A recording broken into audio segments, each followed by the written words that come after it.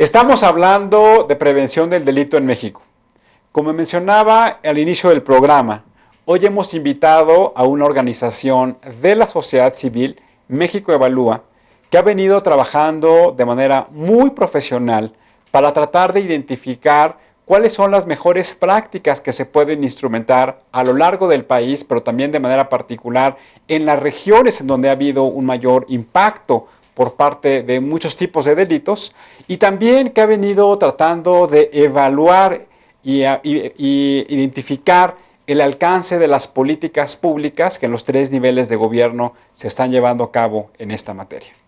En ese sentido, hoy hemos invitado a Jonathan Forster, que es el coordinador de seguridad de México Evalúa. Jonathan, gracias por acompañarnos. Julio, muchísimas gracias a ti por la invitación. Estoy muy contento.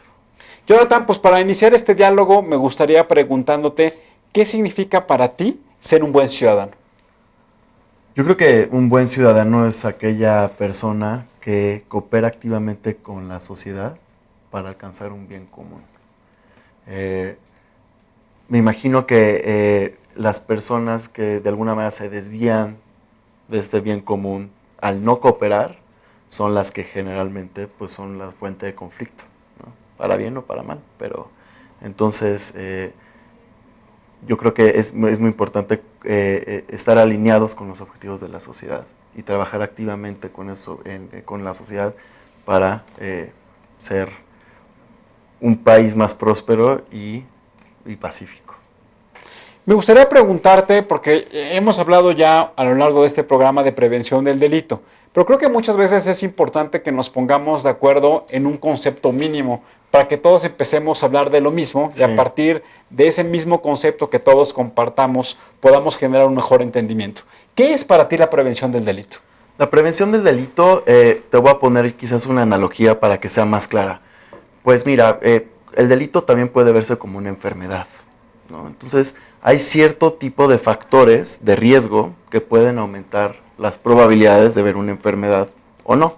Por ejemplo, se dice que el cáncer de garganta puede estar correlacionado con, pues, no sé, el humo del cigarro, sustancias como el alcohol, algunos tipos de virus, pero incluso cuestiones genéticas. Entonces, ¿qué son los factores de riesgo? Los factores de riesgo es el humo, el cigarro, el alcohol y otras sustancias que pueden o no generar esta enfermedad. Lo mismo pasa con el delito. Hay cierto tipo de factores que pueden aumentar las probabilidades de que una persona se involucre en alguna actividad ilícita que pueda afectar a otra persona. Entonces, lo más importante para prevenir el delito es conocer justamente qué es lo que lo propicia, qué es lo que lo detona, para atacar esos factores y de esta manera evitar que una persona se vaya por ese camino. A ver, déjame tratar de desmenuzar este concepto. Perfecto. Entonces, me dices que lo primero que tenemos que hacer es identificar cuáles son los factores que pueden incidir para provocar un delito. Exacto. ¿Cuáles son, desde el punto de vista de México Evalúa, los factores que han conllevado a que México en los últimos años haya incrementado su actividad delictiva? Pues son muchísimos factores. Generalmente tienen que ver con cuestiones cognitivas, es decir, hay personas que controlan menos sus emociones que otras, ¿no? Entonces hay personas que son de alguna manera más propensas a la violencia por una cuestión de falta de autocontrol. Hay otras cuestiones, por ejemplo, como el contacto de la familia con sus hijos, en donde si no tienes de alguna manera una protección familiar importante que te conlleve por las buenas prácticas, pues es difícil, ¿no? Es difícil evitar cierto tipo de conductas, digamos, antisociales. Por otro lado, también en la escuela. Pensemos en las esferas donde se desarrolla un individuo. En todas pueden haber este tipo de factores que pueden fortalecer, ¿no?, la capacidad de una persona para cooperar y no irse por el lado delictivo, y hay otras que pueden aumentarlo. Entonces, si tu familia no tienes un apoyo importante, en donde está descuidado, en donde incluso puede haber conductas de maltrato familiar, de violencia intrafamiliar, pues tú creces viendo este tipo de conductas y las puedes desarrollar más fácil en el futuro. Si en tu escuela, por ejemplo, el bullying, ser bulleado y ser bully, pues también pueden propiciar que cierto tipo de factores violentas se aumenten. Finalmente también, si te vas de la escuela, ¿qué tipo de actividades vas a hacer fuera de la escuela que no necesariamente pueden ser buenas, ¿no? Entonces, digamos que hay muchos factores que están relacionados con el delito, pero ninguno de ellos han probado ser determinantes. Siempre la interacción de una cosa como otra, como el cáncer, hay personas que fuman pero que no desarrollan cáncer, hay personas que a lo mejor no tienen una familia muy fuerte pero no se vuelven delincuentes, ¿no? Entonces hay que definir muy bien primero qué delitos queremos detener y prevenir, y a través de esa definición ver qué tipo de conductas familiares, situacionales, de medio ambiente generan este tipo de caminos. Acabas de mencionar que hay que identificar cuáles son los principales delitos que queremos prevenir. Claro. Bajo este orden de ideas, ¿cuáles son los que han identificado ustedes? En general, podemos hablar de varios tipos de delitos. Hay algunos que son, digamos, de más impacto en la percepción o en cuestiones psicológicas. El homicidio de antemano pues sería de los primeros que quisieras evitar como sociedad, ¿no? El homicidio, de alguna manera, en todas las culturas se ha identificado como uno de los peores delitos que se pueden cometer. De ahí podemos pasar a otro tipo de categorías. En general, los mexicanos, el delito que más sufren son el asalto a transportistas dentro de transporte público, robo casa habitación, robo de vehículos, pero también está el secuestro y la extorsión. Entonces, para cada uno de estos delitos hay diferentes estrategias que pueden prevenirlos, y para prevenirlos primero hay que identificar qué tipo de personas son los que lo cometen, para estudiar, conocerlos y de esta manera generar estrategias precisas para evitar este tipo de conductas. Creo que también uno de los elementos que son muy importantes para esa estrategia integral de prevención del delito, y Sí. te hago el énfasis en el integral, Sí, claro. tiene que ver con también identificar cuáles son los grupos, como tú mencionabas, haciendo el símil o la metáfora con las enfermedades, cuáles son los grupos más propensos a participar en estos actos delictivos. Sí. Hoy, si tomáramos una fotografía de nuestro país, de las principales regiones, ¿cuáles consideras que tú, y si nos puedes ayudar a hacer una identificación y una caracterización de los grupos de riesgo más importantes? Pues mira, en general, geográficamente las urbes, zonas metropolitanas, son las más vulnerables al delito, por muchas características, ¿no? Sociales, económicas, políticas, y incluso de pirámides poblacionales. Y dentro de la pirámide de población, los grupos que de alguna manera son más propensos al riesgo a cometer este tipo de actividades ilícitas son los jóvenes entre 15 y 30 años. Entonces, de alguna manera, un programa de prevención efectiva quisiera no solo cubrir a la gran parte de la población, sino identificar aquellos donde los recursos sean más efectivos, ¿no?, para evitar que estas personas cometan algún tipo de acto criminal o delictivo. Entonces, lo que sabemos nosotros de experiencias internacionales exitosas es que la prevención viene prácticamente desde el embarazo. En el embarazo, en el proceso en este proceso, si hay cierto tipo de conductas violentas en contra de la madre, va a haber un desarrollo cognitivo que puede propiciar cierto tipo de conductas más de tipo antisocial, que si hubo un embarazo estable y sano. Entonces, la familia es el primer contacto que tiene el individuo con la sociedad. Y si no tenemos programas de atención a padres que puedan ayudar a criar a sus hijos en un ambiente sano y ordenado, pues entonces ese es un primer paso importante. Pero por otro lado están las personas que ya cometieron algún delito.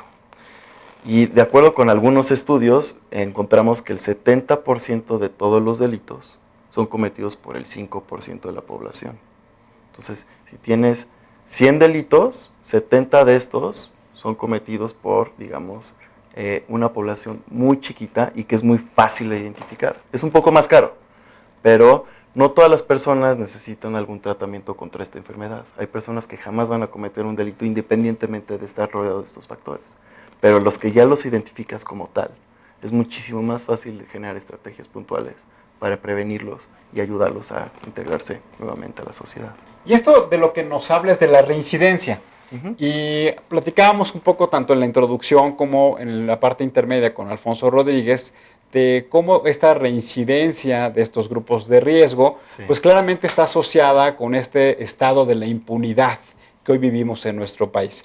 Platícanos cuáles son las mejores prácticas a nivel internacional para poder atacar este segmento pequeño de la población que reincide, pero que sobre todo concentra el mayor número de delitos. Pues es muy buena pregunta y yo creo que de hecho lo que platicaban ustedes al principio es muy importante. Si tienes un sistema de derecho débil, si no tienes instituciones fuertes, jamás vas a tener políticas públicas fuertes tampoco. Entonces, la fortaleza institucional de alguna manera es el primer paso para cualquier construcción de política pública que busque generar un objetivo específico, ¿no? Que tenga impacto. Entonces, si no hay instituciones fuertes capaces de implementar la política pública en el primer lugar y por otro lado generar un ambiente en donde la impunidad predomine, pues de nada te va a servir un programa preventivo como tal o no va a ser tan efectivo. Entonces, yo creo que una buena práctica internacional que ha tenido muchos resultados para estas poblaciones de alguna manera más vulnerables o que ya están activamente involucrados en este tipo de conductas son aquellas que pueden ayudarte a mejorar, a controlar tus emociones. Muchas veces identificar qué tipo de conducta yo, ante un estímulo dado, puedo hacer para evitar algún tipo de conflicto. Entonces, evitar broncas en la calle, por ejemplo, con tus maestros. Entonces, en Chicago lo que están haciendo es que agarraron a un grupo de jóvenes, no solo involucrados con el crimen, sino con antecedentes penales, en donde se les dio este tipo de terapias para identificar una situación de riesgo. ¿Y cómo yo voy a actuar? ¿Cómo puedo identificar esta situación de riesgo? ¿Y qué debo de hacer? Si seguir la corriente y usar mis puños o lo que tenga para defenderme, evitarla y también otro tipo de técnicas, digamos, que te ayuden a respirar mejor y evitar que la adrenalina te gane la emoción, que muchas veces cuando esto ocurre, que son generalmente los jóvenes, se dejan llevar mucho más fuerte por este tipo de estímulos, de emociones muy fuertes. Eso ha funcionado muy bien, por ejemplo. La ideal también es encaminarlos a través de oportunidades laborales que sean buenas para ellos también. Si no hay oportunidades laborales, si no hay otro tipo de escenarios en donde ellos puedan desarrollarse, tampoco va a haber una salida sencilla, ¿no? El costo de oportunidad, digámoslo así, va a ser muy alto. Entonces hay que buscar complementar todas estas esferas sociales, económicas y familiares, de tal manera que las personas puedan tener una salida a este tipo de trampas. Cuando hablas de oportunidades laborales, ¿te refieres a casos de países europeos, por ejemplo, en donde muchas veces han utilizado programas de empleo temporal para poder darle ciertas competencias y habilidades a estos grupos de riesgo? Sí, claro. Estos programas de entrenamiento vocacional son muy efectivos en muchos casos. Y finalmente cualquier tipo de oportunidad adicional que no sea solamente aquellas relacionadas con actividades ilícitas son importantes. Otra vez, lo importante es de qué manera este tipo de programas pueden desarrollar cierto tipo de habilidades que en un mundo, en una economía como la que vivimos, puedan dar un valor agregado a la sociedad y a sí mismos. Déjame seguir utilizando esta metáfora con la que iniciamos nuestra conversación. Me decías que muchas veces la prevención del delito tiene que ver con la identificación de una enfermedad. Entonces, siempre sabemos que un buen doctor es el que tiene la capacidad de tener los elementos adecuados para poder diagnosticar de manera correcta la enfermedad. Exacto. Y por lo tanto poder asignar el tratamiento adecuado. ¿Cómo estamos hoy en el caso de nuestro país con respecto a la calidad del diagnóstico de la prevención del delito en todas las regiones?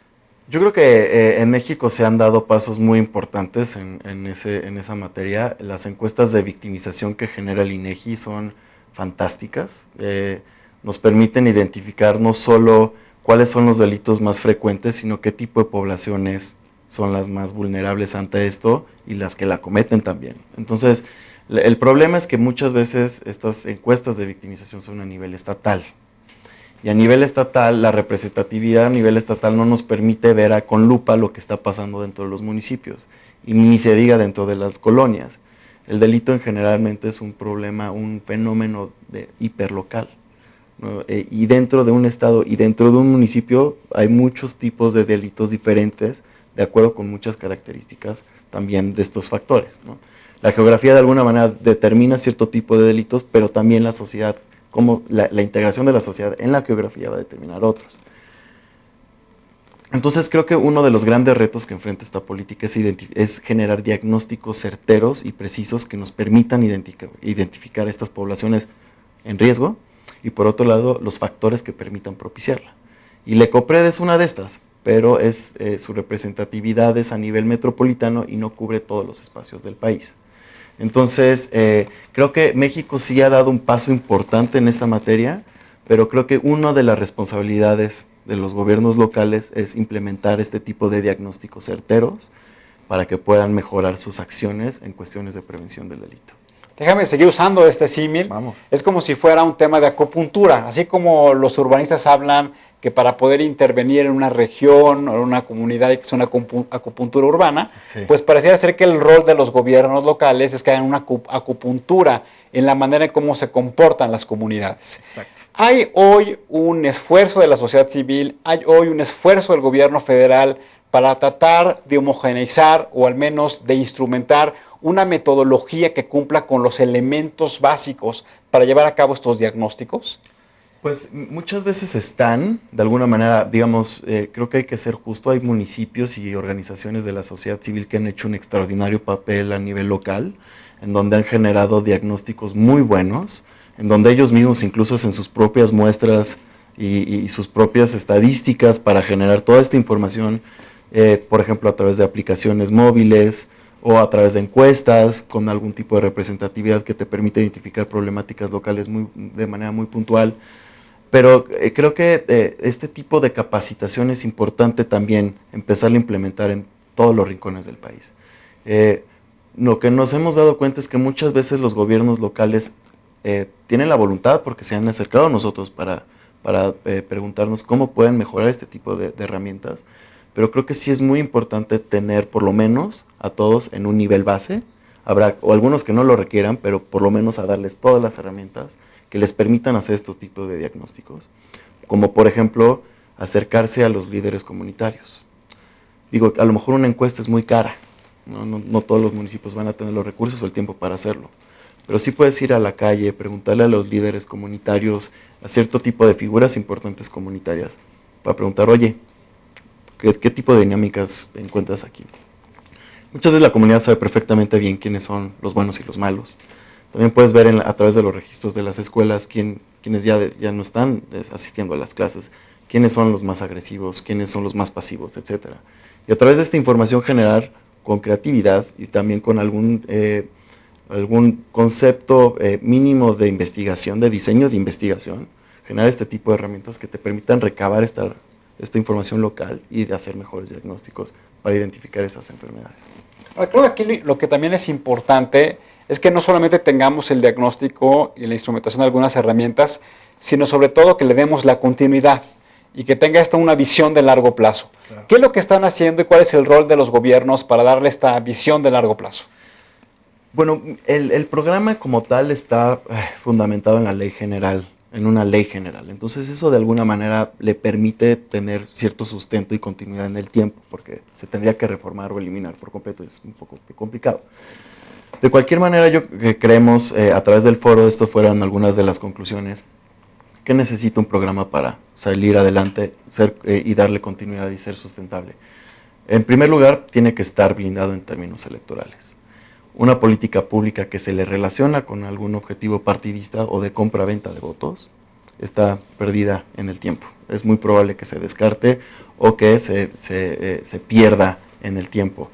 Por otro lado, yo creo que es sumamente importante que una política pública pueda ser evaluada consistentemente para identificar su efectividad y su efectividad y si es efectiva o no. Es decir, yo creo que uno de las políticas públicas más exitosas que existen en México es oportunidades y todo el desarrollo que se le ha dado después. identificas, sabes perfectamente cuál es tu población objetivo, tienes diagnósticos locales y evaluaciones muy rigurosas que permiten identificar el impacto que tiene esta política en tus beneficiarios. Y ese es un poco el reto que tenemos en este programa. Necesitamos mejores indicadores, necesitamos mejores diagnósticos y de alguna manera desarrollar metodologías de evaluación rigurosa y basada en evidencia empírica que demuestre que la política funciona para prevenir el delito, para atender a la población objetivo y de esta manera mejorar estos aspectos, porque si no tenemos una evaluación rigurosa o consistente que nos permita ver si este programa es eficiente y efectivo, pues a lo mejor vale la pena pensar en otros modelos que lo sean. Tal vez un poco omiso al inicio de la entrevista y me gustaría que les explicaras a nuestros amigos que nos ven qué es el PRONAPRED, cómo nace y cuál es el marco jurídico que tiene, para que tengan claridad de la evaluación que han venido llevando a cabo ustedes de esta política pública. Todo comienza con la implementación, con la reforma en el sexenio de Calderón de la Ley General para la Prevención Social de la Violencia y la Delincuencia, que es, digamos, toda la estructura jurídica que le va a dar sustento a la política pública. Objetivos, reglas de operación, mecanismos, etc. A través de esto se genera el Programa Nacional de la Prevención Social de la Violencia y de la Delincuencia, que es, digamos, el brazo operativo de esta ley, y el subsidio, que es el PRONAPRED, es un recurso que se destina a unas áreas delimitadas, como lo mostraban en la primera gráfica, estas regiones en colores. No todos los municipios del país tienen este recurso. Es un subsidio que se entrega del gobierno federal a través de los estados y luego se canaliza a los municipios, que tiene cierto tipo, está etiquetado.